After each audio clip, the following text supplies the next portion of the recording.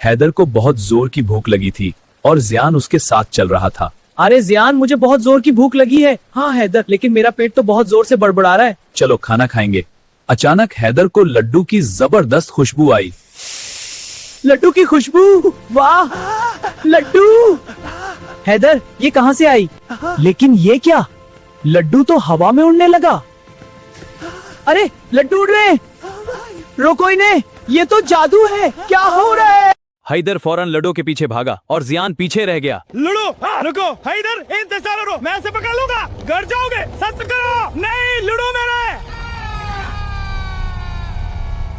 ओ नहीं, हैदर फसल कर गिर गया। हैदर, तुम ठीक तो हो? मेरे सर पर हो। आखिरकार हैदर को लड्डू मिल गया और दोनों दोस्त हंसने लगे। वाह, लड्डू मिल गया, कितना मजेदार। ठीक कहा हैदर।